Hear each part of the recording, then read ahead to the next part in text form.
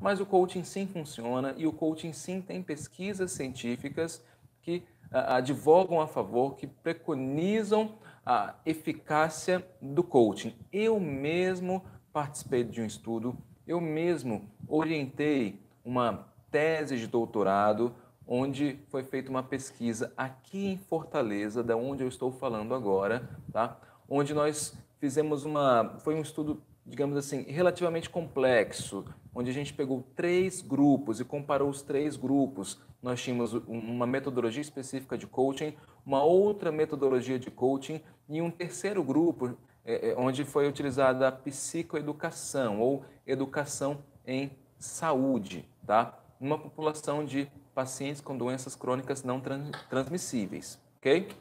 E nós sim encontramos resultados bem significativos. Por hora, eu vou falar de uma publicação que saiu em 2013 de um grupo da Holanda. O título da publicação é o seguinte: o coaching funciona, tá? Análise dos efeitos do coaching nos desfechos a nível individual no contexto organizacional, tá? Então, esse estudo busca ver se o coaching aplicado nas organizações, o coaching aplicado por profissionais treinados, coaching buscando verificar alguns desfechos específicos realmente funciona, tá? Nessa meta-análise, eles buscaram investigar 5 desfechos específicos. Quais são eles? Bem-estar, tá? Algo associado a controle do estresse, algo associado a sintomas psiquiátricos, ansiedade, depressão, burnout, presença de burnout. E, então, isso é o desfecho do bem-estar. Nós sabemos que um empregado, um trabalhador que tem bem-estar, ele tende a funcionar melhor, ele tende a trabalhar melhor. E essa pessoa trabalhando melhor, produzindo mais, obviamente a empresa acaba ganhando também com isso. Um outro aspecto foi a performance dele, os resultados práticos. Se ele é um vendedor, o quanto que ele vende, ele aumentou suas vendas, ele teve uma avaliação melhor do seu gestor, dos seus liderados, da performance específica, técnica no trabalho. Um outro aspecto foi o coping. Coping é a habilidade ou capacidade para manejo do estresse ou resolução de problemas diante de uma adversidade. Como é que a pessoa se sai disso? Essa foi um terceiro desfecho avaliado nessa meta-análise. Um outro aspecto estudado foi as atitudes perante o trabalho. Se a pessoa tinha um comprometimento no trabalho e se ela tinha também uma satisfação com o seu trabalho, tá? Se ela estava feliz por trabalhar, né, naquele contexto.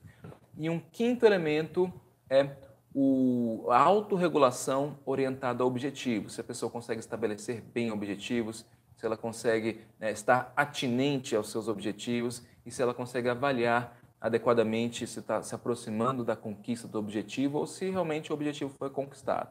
Tá? Esses 5 aspectos foram avaliados: autorregulação orientada a objetivos, bem-estar, coping, performance no trabalho e atitudes perante o trabalho. Bom, nessa meta-análise eles fizeram uma ampla peneira, uma peneira em 5 fases e chegaram a 11 estudos, tá? Chegaram a 11 estudos que tinham como característica o quê? Processos de coaching conduzidos no trabalho, no âmbito organizacional, conduzidos por profissionais de coaching, pessoas treinadas profissionalmente em coaching, e coaches que não teriam uma função de autoridade sobre o seu coach. Não era o gerente da pessoa que estava aplicando o coach, não era a pessoa que, de alguma forma, tinha uma certa influência sobre a pessoa. Eles tinham uma relação de independência, não tinham um certo conflito de interesse. Então, houveram alguns critérios de exclusão que foram observados para chegar nesse volume de estudos, tá?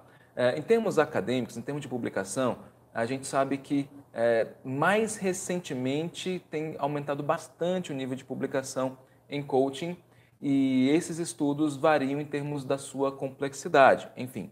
E nessa meta-análise foram observados estudos que tinham um certo rigor metodológico. Se você tiver interesse nesse artigo, você me manda um direct pelo Instagram para eu te mandar para o seu e-mail esse artigo, tá? Então vamos lá. O que os estudos falam, né? Os estudos falam o seguinte: essa meta-análise, com esses 11 estudos, eles verificaram e utilizaram aspectos estatísticos para mensurar essa eficácia dos estudos. Eles encontraram que, no todo, tá, houve um efeito estatisticamente significativo para os 5 desfechos estudados. As 5 variáveis estudadas, foi observado que, sim, melhoraram significativamente após processos de coaching. E quais foram as especificidades? Processos de coaching mais curtos, de curto prazo, com poucas sessões, eles observaram que houve um melhor ganho nas áreas de atitude frente ao trabalho e de performance, alcance de objetivos, resultados práticos no trabalho. Em processos de coaching com mais sessões, que duravam mais tempo, houve em nível de autorregulação orientada a objetivos e também de coping, tá? Que é essa capacidade para você superar o estresse. Então, todas os 5 desfechos, essa meta-análise mostrou que o coaching, de modo significativo, ajudou a, de fato, melhorar ao final do seu processo de coaching. Em sessões, em processo com poucas sessões, mais na questão da performance e atitude frente ao trabalho, e em processo com mais sessões, mais na questão do coping e de autorregulação orientada a objetivos, tá? Mas os 5 aspectos foram observados.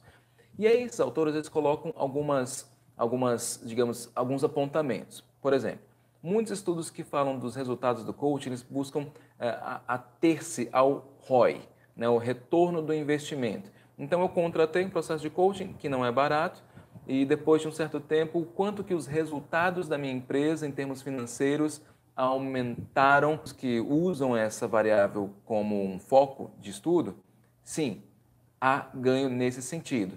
Mas os autores falam, a gente não pode focar apenas no ROI, porque os resultados da empresa, primeiro, podem dever-se a diversos aspectos, não só o processo do coaching, tem outros treinamentos, enfim, o mercado, o tempo que vai passando, enfim. E também tem outros ganhos que não sejam apenas financeiros, ganhos em termos de equipe, de engajamento da equipe, melhoria da performance, né, das pessoas. Um detalhe importante é o seguinte, né, se eu sou um praticante de coaching que quero fazer pesquisa, eu faço minha pesquisa, eu vejo que melhorou, né, o resultado da empresa, né, do ano passado para esse ano, a tendência é que eu me atribua a responsabilidade pelos ganhos, né? E se o resultado não der certo, a tendência é que não, mas é porque teve a variável x, y, z, né, que interferiu no resultado e por isso não deu certo. Assim, essa segunda explicação, ela deve caber também para a primeira situação. Poxa, os resultados da empresa melhoraram. Isso pode se dever também ao meu processo de coaching, mas também ao mercado, a outros processos, outros treinamentos. Então, isso é importante que seja colocado, tá? São vários os fenômenos das variáveis que interagem para gerar um efeito, tá? Outra questão é a seguinte, dos estudos que são feitos, eles usam apenas um grupo, são estudos dentre participantes, ou seja, eu pego um grupo de pessoas, mensuro alguns aspectos e depois nesse mesmo grupo de pessoas, ao final, sei lá, 30 sessões, eu mensuro novamente aqueles aspectos. E aí nós temos 2 problemas. Primeiro, só com o passar do tempo, a própria maturidade das pessoas já pode fazer com que aqueles resultados ocorram, tá? Com que aquelas variáveis melhorem. E outra, o grupo, como está sob a sua observação, sob o seu auspício, enfim, ele pode, por gostar de você, ter simpatia por você, ter uma tendência a responder de maneira mais favorável, né, no final do processo, para agradar o praticante. Então, para isso é importante o quê? Que nós tenhamos grupos controle, onde você aplique a intervenção num grupo e no outro grupo ou não aplique a intervenção para observar só esse efeito da passagem do tempo, ou aplique, o que é mais interessante, uma outra intervenção já considerada eficaz para comparação, que nós chamamos de controle ativo, né? Então, você tem uma intervenção que já é considerada eficaz, por exemplo, mindfulness. Tem vários estudos onde a aplicação de mindfulness em grupos de trabalhadores, melhoram seus resultados, melhoram seu bem-estar, diminui o absenteísmo, melhora o seu engajamento no trabalho e, consequentemente, os resultados da empresa. Então, você pode comparar essa intervenção, por exemplo, com a sua metodologia de coaching. E aí você tem algo mais, digamos, mais parelho para falar que realmente o meu processo ele melhorou tanto quanto ou até mais. E assim ter uma medida mais justa de comparação.